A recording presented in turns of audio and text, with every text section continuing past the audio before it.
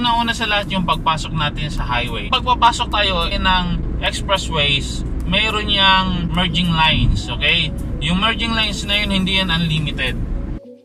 Ang paraan para makapag-merge tayo ng tama ay ang obserbahan ang bilis ng mga sasakyan sa lane na papasukan natin. Hindi tayo sobrang bagal, hindi rin dapat sobrang bilis. Dapat saktong-sakto lang at kahit malayo pa, dapat dumidiskarte na tayo kung paano tayo makakapag-merge.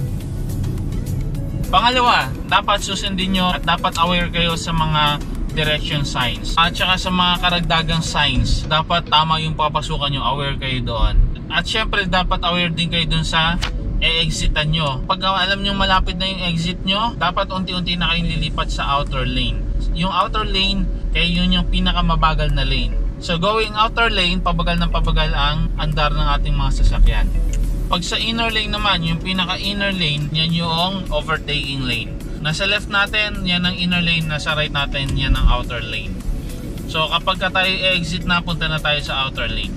Ngayon, meron naman yung specific na speed. Siyempre, hindi naman natin ma-exact. Pero at least, kung gusto mong mabagal or mabagal talaga yung sasakyan mo, dito ka na sa outer lane. Huwag nating ipipilit na ang bagal-bagal natin, tapos nandito tayo sa overtaking lane. Kasi nagiging malaking problema yan dahil yung mga overtaking ng mga sasakyan, minsan lumilipat pa sila sa outer lane. So, yan ang ating iiwasan.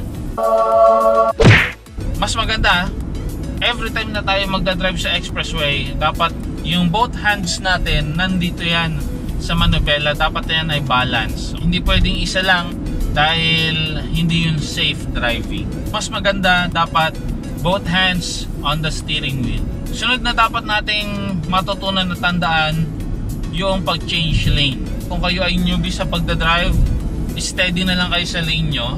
Pero kung mag-decide kayo na gusto nyo lumipat ng lane, pag mabilis ang takbo natin, counting galaw lang sa manubela, liliko na yung sasakyan natin. So, halimbawa, tumatakbo ako ngayon ng more than 90 km per hour.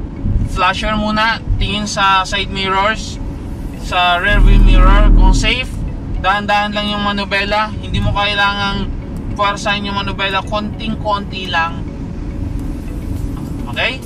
So, papraktisin yan. Mas mabilis yung sasakyan, mas mabilis yung pagliko nyo, at mas kaunti yung inyong pagpihit sa manibela. Ganun lang ang pag-steer natin sa highways. Sunod, kapag tayo nag-drive sa expressway, halimbawa sobrang enjoy na enjoy ka sa music, nakalimutan mo, exit na pala. Tapos nandito ka sa overtaking lane. Huwag kang matataranta. Pagka ikaw ay hindi naaabot at malalampasan mo na yung exit, lampasan mo na talaga. Huwag mo nang ipilit na makalabas doon. Para yun sa safety nyo at sa safety nung sumusunod sa inyo.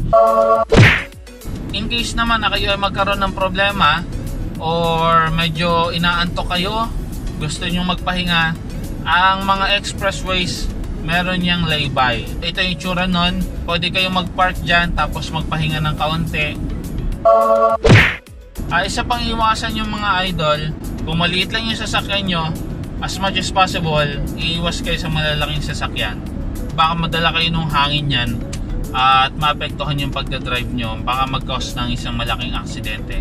Ito ang huli para sa security natin at para hindi tayo maabala tuwing tayo magdadrive sa expressway.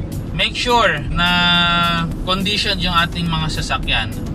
Mahirap na magkaroon tayo ng problema sa expressway.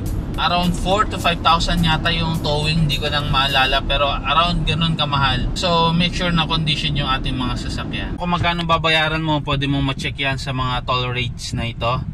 Okay, so sa baba ng mga toll rates nakalagay dyan, next vehicle, stop here.